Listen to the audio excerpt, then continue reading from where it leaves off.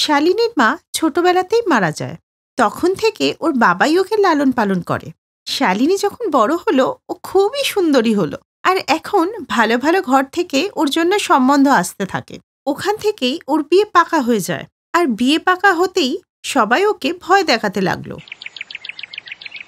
শোন, শাশুড়ি কখনো মা হতে পারে না, তাই যেমন যেমন উনি বলবেন তুমি তেমন তেমনই করবে, তবেই তুমি রক্ষা পাবে।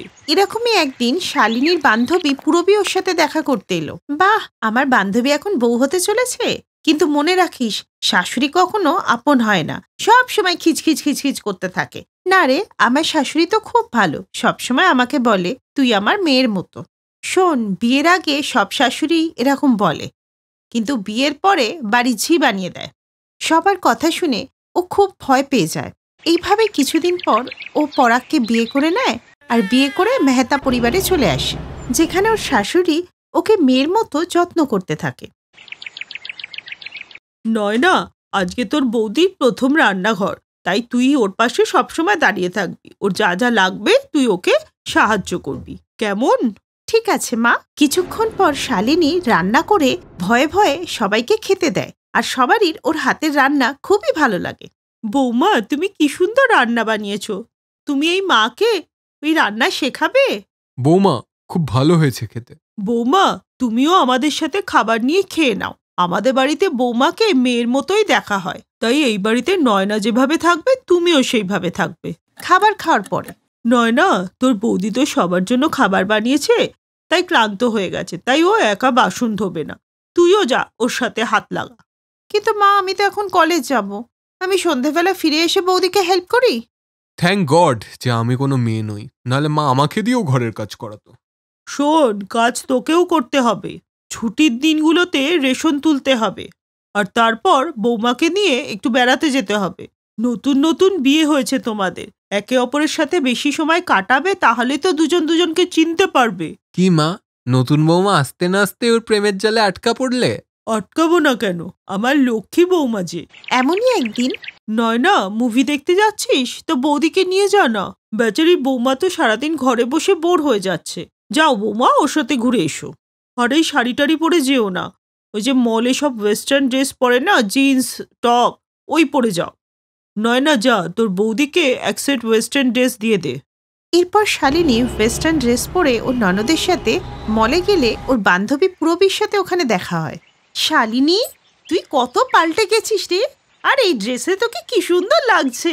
আর তুই ওয়েস্টার্ন ড্রেস পরে এখানে, তোকে শাশুড়ি কিছু বলেনি? না রে পূরবী, এসব তো আমার শাশুড়িই বলেছে আমাকে পড়তে। বলছিস কি? আমি তো ভাবলাম তুই অনাথ বলে সারাদিন তোকে গালিগালাজই করবে। না রে, আমার শাশুড়ি আর ননদ খুব ভালো। আরে শোন, এগুলো শুরুতে না সবাই নাটক করবে, কিছুদিন পরেই দেখবি আসল চেহারা। আচ্ছা আমি যাচ্ছি রে, শাশুড়ি ডাকছে, আর দেরি করলে না বকাবকি করবে। ওই দেখ কেমন রাক্ষসীর মতো দাঁত বার করে দাঁড়িয়ে আছে। এই বলে পূরবী ওখান থেকে চলে যায়। এরপর ওরা দুজনে মুভি দেখে, আর তারপর গাড়িতে করে বাড়ি ফেরে। মা, আমাকে ৮ ঘন্টার সময় দিন, আমার মাথা খুব যন্ত্রণা করছে। আমি ওষুধ খেয়ে ৮ ঘন্টা রেস্ট নিয়ে রাতের ডিনার বানিয়ে দিচ্ছি। আরে ওর চিন্তা করো না বৌমা, আমি সবার জন্য রাতে খাবার বানিয়ে নিয়েছি, আর তোমাকেও ওষুধ খেতে হবে না। তুমি এদিকে এসো, আমি মাথাটা মালিশ করে দিই, তাতেই কমে যাবে। এসো মা। না না মা, এর কোনো দরকার নেই। মা বলে ডাকছো, আবার মানাও করছো। কালকে যখন আমার শরীর খারাপ হয়ে যাবে, তুমি কি আমার সেবা করবে না? তুমি এমনটা বলবে না মা, শরীর খারাপ হোক তোমার শত্রুর। এরপর যখন শালিনী জন্মদিন এলো, তখন ওর শাশুড়ি ওর বরকে বলে একটা বড় পার্টির আয়োজন করলো, আর সব আত্মীয় স্বজনদের নিমন্ত্রণ করে, তার সাথে শালিনীর বাবাকেও। এবার তুমি জলদি এই ড্রেসটা পরে নিচে চলে এসো, এটা আসলে মা পছন্দ করেছে। যাও যাও, তাড়াতাড়ি করো। সত্যি মা খুব ভালো।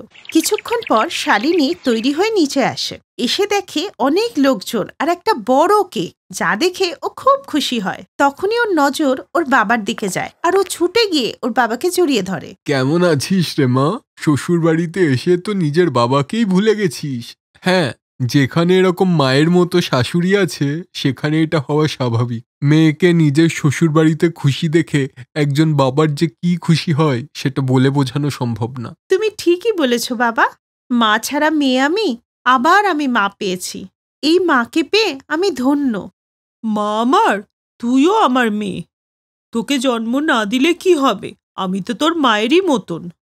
মারে, জন্মদিনের অনেক শুভেচ্ছা। শ্বশুরবাড়িতে শালিনী মায়ের মতো শাশুড়ি পেয়ে খুব খুশি ছিল।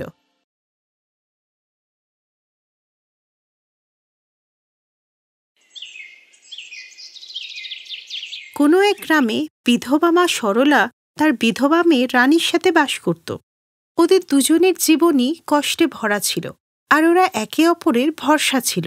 ওরা দুজনে একটা ভাঙাচোরা কুঁড়ে ঘরে বাস করত। আর একটা সময় এমন এলো যে ওদের কাছে খাবারের জন্য কিছুই ছিল না। মা, খিদের জ্বালা যে আমি আর সহ্য করতে পারছি না, মনে হচ্ছে পেটটা যেন কেউ ভেতর থেকে চিরে দিচ্ছে। আর একটু শোয়ে নে মা, তারপর ভগবান আমাদেরকে ওনার কাছে ডেকে নেবেন। আর ওখানে খিদে লাগে না রে মা। এরপর দুজনে খিদের জ্বালায় কাঁদতে কাঁদতে ঘুমিয়ে পড়ল। খাবার না পাওয়ার জন্য ওদের চুলও ঝরে পড়ছিল। সকালবেলায় ওরা যখন ঘুম থেকে উঠল তখন দেখলো অনেক চুল মাটিতে পড়ে আছে।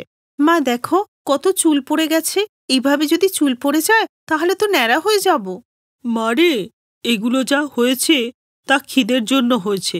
তাই বলছিলাম কি, আমাদের কাছে যেটুকু যা পয়সা আছে সব নিয়ে শহরের দিকে রওনা হই। এখানে থাকলে তো আমরা খিদের জ্বালায় মরেই যাব। ঠিকই বলছো মা। এই বলে একটা পুটলিতে কিছু টাকা আর জিনিসপত্র নিয়ে ওরা শহরের দিকে রওনা দিল। আর এইভাবেই পায়ে হেঁটে যেতে যেতে সন্ধে ঘনিয়ে এলো। মা, তোমার তো সব চুলই পড়ে যাচ্ছে, মনে হচ্ছে রাতের মধ্যে তুমি ন্যাড়া হয়ে যাবে। তোরও তো মাথার একই অবস্থা মা, মনে হচ্ছে সন্ধ্যের মধ্যে আমরা দুজনই ন্যাড়া হয়ে যাব। হে ভগবান, তুমি আসলে আমাদের সাথে কি করতে চাইছো? এরপর দুঃখী মনে ওরা দুজনে যখন এগোচ্ছিল তখনই একটা চোর এসে ওদের পুটলিটা নিয়ে পালিয়ে যায়। চোর, চোর! ধরো ধরো, চোর সব নিয়ে গেল। ওরা দুজনে মিলে চোরটাকে ধরার অনেক চেষ্টা করলো, কিন্তু কিছুতেই ধরতে পারলো না। এরপর ওরা ক্লান্ত হয়ে একটা গাছের নিচে বসে কাঁদতে কাঁদতে বলছিল, ভগবান আমাদের সাথে এত খারাপ কেন করছে? প্রথমে আমার বাবাকে নিয়ে নিল, তারপর আমার স্বামীকে নিয়ে নিল, আমরা দুজনে বিধবা হয়ে গেলাম। ভেবেছিলাম আমি শহরে গিয়ে কোনো একটা কাজ করব, কিন্তু আমাদের কাছে যা সামান্য পয়সা জিনিস ছিল তা তো চোরে নিয়ে পালিয়ে গেল।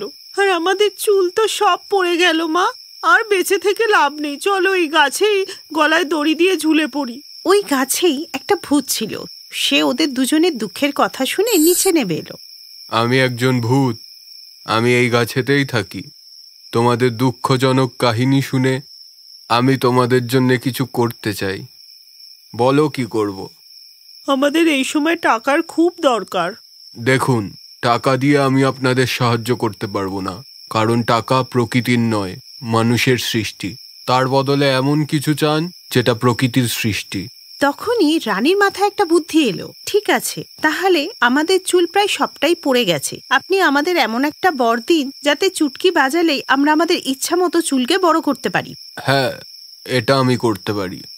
এরপর ভূত ওদেরকে যখন খুশি চুল লম্বা করার বর দিয়ে দিল। আর ওরা মামে খুশি হয়ে বাড়িতে ফিরে এলো। মা রানী, তুই অন্য কিছু চাইতে পারতিস। চুল লম্বা হলে কি আমাদের দারিদ্রতা পেটের খিদে মিটে যাবে? হ্যাঁ মা, হয়ে যাবে। কাল রাতের বেলা আমরা গ্রামে বেরোবো, আর দেখবে আমরা খুব তাড়াতাড়ি বড়লোক হয়ে যাব। এমন কি করবি তুই? এখন ঘুমিয়ে পড়ছি, কালকে বলবো। ক্লান্ত হওয়ার কারণে ওরা দুজনেই ঘুমিয়ে পড়ে, আর পরের দিন রাতে ওদের ঘুম ভাঙে। শোনো মা, এখন আমরা চাইলেই আমাদের চুল যত খুশি লম্বা করতে পারি।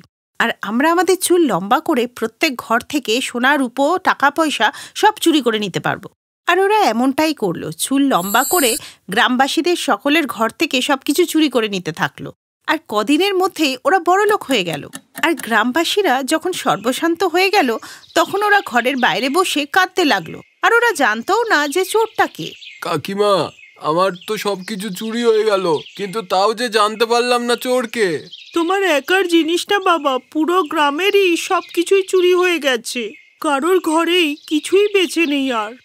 গ্রামবাসীদের কান্নার আওয়াজ ওই গাছে থাকা ভূতটা শুনতে পায়। সারা গ্রাম একসাথে কাঁদছে কেন? আমাকে গিয়ে এবার দেখতে হচ্ছে তো।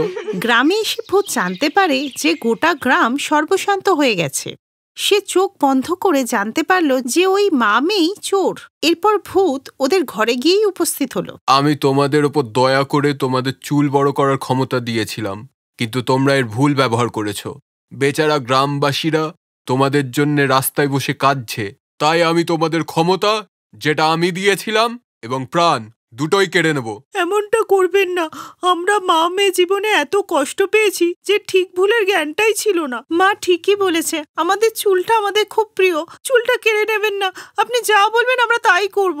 ঠিক আছে, আমি তোমাদেরকে আর একটা সুযোগ দিচ্ছি। সব থেকে প্রথমে তোমরা গ্রামবাসীদের কাছ থেকে যা যা চুরি করেছো সেগুলো আমি তোমাদের কাছ থেকে কেড়ে তাদেরকে ফিরিয়ে দেবো। আর তোমাদেরকে 3 দিনের মধ্যে এমন কিছু করতে হবে যাতে গ্রামবাসীদের কিছু ভালো হয়। আর যদি এমনটা না করতে পারো তাহলে আমি তোমাদের ক্ষমতা কেড়ে নেব, বুঝলে? এই বলে ভূত গায়েব হয়ে গেল। এরপর 2 দিন কেটে গেল, কিন্তু সরলা আর রানী কিছুই বুঝতে পারছিল না। দুজনেই বাজারে ঘুরছিল। মারে, এখন যে আমাদের হাতে টাকাও নেই, আমরা লোকের ভালো কি করে করব। তখনই ওদের নজর পড়ল একটা 5 বছরের ছেলের ওপর, যে রাস্তার মাঝখানে দাঁড়িয়ে আইসক্রিম খাচ্ছিল। আর একটা ব্রেকফেল গাড়ি সামনে থেকে আসছিল, আর গ্রামবাসীরাও ওখানেই ছিল। আরে আরে কেউ এই বাচ্চাটাকে সরাও, আমার ট্রাকের ব্রেক ফেল করে গেছে। এই দেখে সরলা আর রানী নিজেদের চুলকে লম্বা করে ওই বাচ্চাটাকে চুলের সাহায্যে টেনে নেয়, আর বাচ্চাটা বেঁচে যায়। আর এতে গ্রামবাসীরাও খুব খুশি হয়। আর তখনই ওই ছেলেটার বড়লোক বাবা ওখানে আসে। বুঝতে পারছি না আপনাকে কিভাবে ধন্যবাদ বলবো। আপনি আমার ছেলের প্রাণ বাঁচিয়েছেন। জানি আমার ছেলের জীবন অমূল্য, কিন্তু তাও আমি আপনাদের 20 লক্ষ টাকা দিতে চাই। আপনারা নিলে আমি খুশি হব। আর আমি এই গ্রামে একটা স্কুল খুলতে চাই, সেটার দেখাশোনা করার জন্যে আমি আপনাদের মাসে 1 লাখ টাকা করে দেব।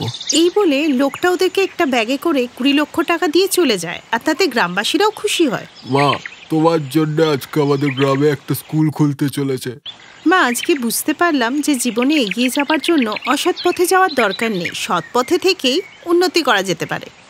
তুই ঠিকই বললি মা। শেষ পর্যন্ত আমরা নিজেদের ভুলটা বুঝতে পারলাম, আর আমাদের সব সমস্যাও মিটে গেল। চল এখন গিয়ে ওই ভূতটাকে ধন্যবাদ বলে আসি। এরপর মা মেয়ে মিলে ওই ভূতকে ধন্যবাদ জানায়, আর ভূত খুশি হয়ে ওদের কাছ থেকে এই ক্ষমতাটা কেড়ে নেয় না। আমরা আপনার দেওয়া ক্ষমতার ভুল ব্যবহার করেছি। নিজেদের খুশির জন্য গ্রামবাসীদের টাকা পয়সা লুট করেছি। এটা করা আমাদের উচিত হয়নি। আপনি বলেছিলেন যে 3 দিনের মধ্যে কারোর ভালো করতে হবে। আমরা অনেক চেষ্টা করেছি, কিন্তু হয়নি। কিন্তু জানি না কোথা থেকে ওই ছেলেটা চলে এলো। আমরা না বাঁচালে ছেলেটা তো মারাই যেত। আর তাতে খুশি হয়ে ওর বড়লোক বাবা আমাদের এত টাকা দিল। যাই হয় ভালোর জন্যই হয়। তোমাদের কারণে এখন আর এই গ্রামের ছেলে মেয়েদের পড়াশোনার জন্যে শহরে যেতে হবে না। তাই আমি তোমাদের চুল লম্বা করার ক্ষমতাটা কেড়ে নিচ্ছি না, কিন্তু কখনো এটার ভুল ব্যবহার করো না। আর এইভাবেই কিছু মাসের মধ্যেই গ্রামে একটা স্কুল খুললো। আর এরপর রানী আর তার মা কোনো সমস্যা ছাড়াই ওই গ্রামে থাকতে লাগলো, আর স্কুলের দেখাশোনা করতে লাগলো। এই গল্প থেকে আমরা এই শিক্ষা পেলাম যে আমাদের কখনোই ভুল রাস্তায় যাওয়া উচিত নয়। Best buddies. Hello friends. Thanks for watching this video.